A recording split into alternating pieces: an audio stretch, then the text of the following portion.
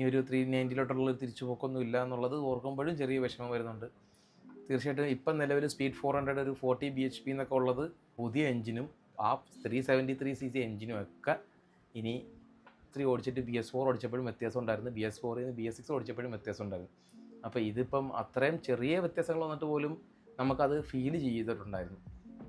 ഇനിയിപ്പം നിലവിൽ 350 ആകുമ്പോൾ ഡ്യൂക്ക് 390 കാര്യം എന്താകും എന്ന് നമുക്ക് കണ്ടു. അപ്പോൾ yes, finally the wait is over. അങ്ങനെ നമുക്ക് നമ്മുടെ ട്രയംഫിൻ്റെയും ബജാജിൻ്റെയും KTMൻ്റെയും ഒക്കെ 373cc വണ്ടികളും 399cc വണ്ടികളൊക്കെ 350 ഒഫീഷ്യലി കൺവേർട്ട് ആകുന്ന കാര്യം confirmed and production is really തുടങ്ങി.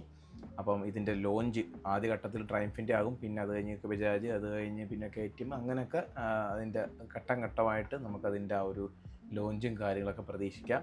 സോ ഇപ്പം 400 വേണമെന്നുണ്ടെങ്കിൽ 400 എടുക്കാം.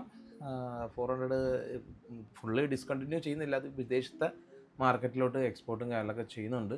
നമ്മുടെ ഇന്ത്യൻ റൂൾസിനെ റെഗുലേറ്റ് ചെയ്യാൻ വേണ്ടിയിട്ട് 350 കൺവേർഷൻ നടന്നുകൊണ്ടിരിക്കുന്നു എന്നുള്ള കാര്യം മാത്രമേ ഉള്ളൂ. പ്രധാനപ്പെട്ട വലിയൊരു ചേഞ്ചസ് ഒന്നും വരാനായിട്ടൊന്നുമില്ല. ഉപകാരം മാത്രമേ ഉള്ളൂ.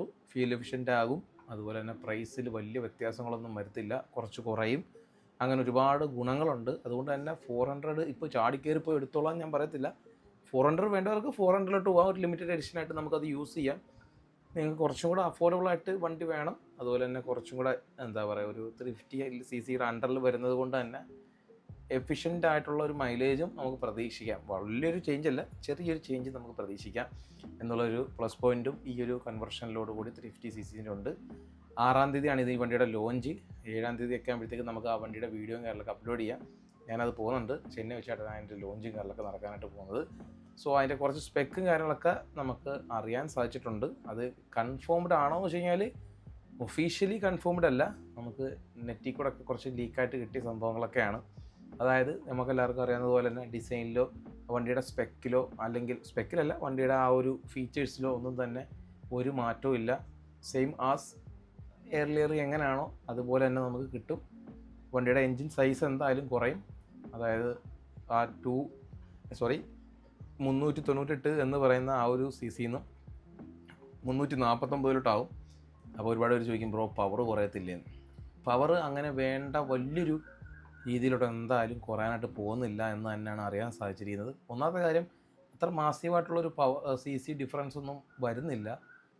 ഏകദേശം ഒരു 40 സംതിങ് മാത്രമാണ് CCയിൽ വ്യത്യാസം വരുന്നത്. 40-39 മാത്രമാണ് വരുന്നത്.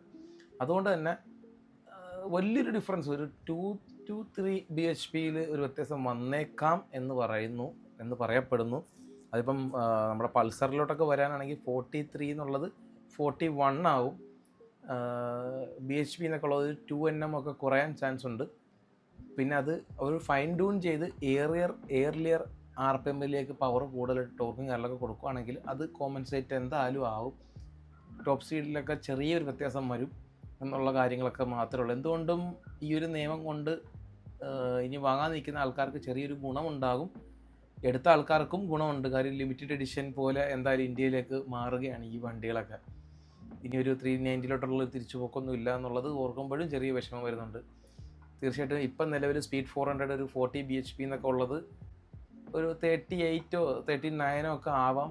പക്ഷേ അത് ലോ എൻഡിലേക്ക് വേണ്ടി ഒരുപാട് ഫൈൻ ട്യൂൺ ചെയ്യുമെന്നൊക്കെയാണ് അറിയാൻ സാധിച്ചിരിക്കുന്നത്. അതുകൊണ്ട് തന്നെ നമുക്ക് ഒരു രീതിയിലുള്ള വിഷമങ്ങളും വേണ്ട. വണ്ടിയുടെ മൈലേജ് എന്തായാലും ഇൻക്രീസ് ആകും. ഈ എത്ര BHP പറയുന്നത് അതുപോലെ തന്നെ ഒരു 2-3 BHP ഒക്കെ കിലോമീറ്റർ പെർ ലിറ്റർ ഒക്കെ കൂടുതൽ നമുക്ക് ഈ ഒരു കൺവെർഷനിലോട് കൂടി എന്തായാലും കിട്ടും. ബെറ്റർ റിഫൈൻമെൻറ്റ് കിട്ടും. അതുപോലെ തന്നെ ഈ പറഞ്ഞ പോലെ ഇൻഷുറൻസിനെയൊക്കെ അത് ബാധിക്കും, കുറച്ചൊക്കെ കുറയും, കോസ്റ്റ് കാര്യങ്ങളൊക്കെ കുറയും. വണ്ടിയുടെ ഓൺ റോഡ് പ്രൈസ് ചെയ്യുന്ന ഒരു എങ്ങനെ പോലും 10,000-20,000 രൂപ 15,000 രൂപയുടെ വ്യത്യാസം വരും. നിലവിൽ 2.0 വന്നതിൽ വരെയുള്ള വ്യത്യാസം. ഒരു ഡിഫറൻസ് ഒന്നും പ്രതീക്ഷിക്കേണ്ട. സോ വലിയ ഡിഫറൻസ് ഒന്നും ഇല്ലെങ്കിലും ജനങ്ങൾക്ക് ഉപകാരപ്രദമായിട്ട് തന്നെ അതെന്തായാലും വരാനായിട്ട് പോകും. ഇനിയുള്ള നാളുകളിൽ റോഡിൽ ഏറ്റവും കൂടുതൽ കാണാൻ പോകുന്നതും ഈ ട്രയംഫ് വണ്ടികളായിരിക്കും. ഒരു കാര്യം പറയാം, പൾസറും 390 കാര്യത്തിൽ ചെറിയ വിഷമമുണ്ട്.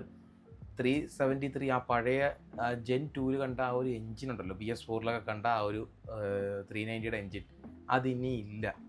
പൾസറിൽ NS400-ലും RC390-ലും ഒക്കെ ഉണ്ടെന്നുള്ളൊരു ഒരു സന്തോഷത്തിലിരുന്നതാണ്.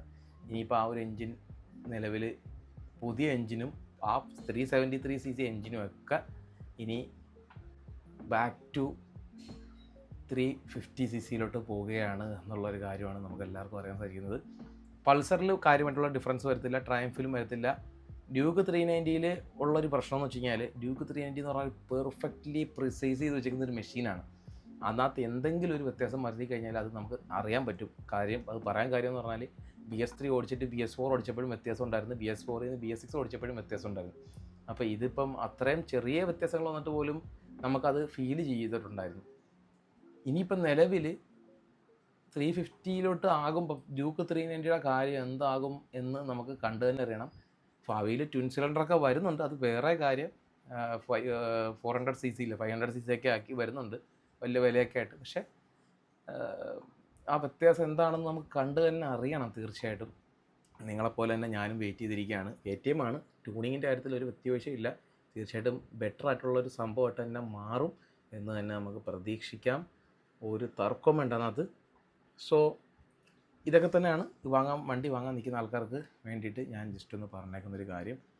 സോ ഇപ്പം വണ്ടി വാങ്ങണോ? 5-6 ദിവസം കൂടെ ഉള്ളൂ ഇനി വണ്ടി ഇറങ്ങാനായിട്ട്. സ്റ്റോക്ക് ഉണ്ടെങ്കിൽ പഴയ വണ്ടി നമുക്ക് എടുക്കണമെന്ന് വെച്ചെങ്കിൽ ഞാൻ പറഞ്ഞില്ലേ, ലിമിറ്റഡ് എഡിഷൻ ആഗ്രഹിക്കുന്നവർക്ക് പഴയ വണ്ടിയിലോട്ട് പോകാം. കുറച്ചും കൂടെ ബെറ്റർ എഫിഷ്യൻസിയും കാര്യങ്ങളൊക്കെ വേണമെങ്കിൽ ഇത്രയും വലിയൊരു പവർ വേണ്ട എന്ന ഒരു ചെറിയ ഡിഫറൻസ് മാത്രമേ ഉള്ളൂ. അതേ ഒരു പവർ തന്നെ നമുക്ക് ഫീൽ ചെയ്യാൻ രീതിയിൽ അവർ എന്തായാലും ട്യൂൺ ചെയ്ത് സെറ്റ് ചെയ്യും, അത് വേറെ കാര്യം. അപ്പോൾ അങ്ങനെയുള്ള ആൾക്കാർ പുതിയ വണ്ടി എടുക്കുക, വലിയ വിഷയങ്ങളൊന്നും വരുത്തില്ല. സോ കാത്തിരിക്കാം പുതിയ വണ്ടികൾക്കായി. ഇതാണ് സ്പെക്കും കാര്യങ്ങളൊക്കെ റിലീസായിരിക്കുന്നത്. സോ അടുത്തൊരു വീഡിയോയിൽ കാണാം. ഇനിയിപ്പോൾ വണ്ടിയുടെ ലോഞ്ചിന് നമുക്ക് കാണാം. ശരി.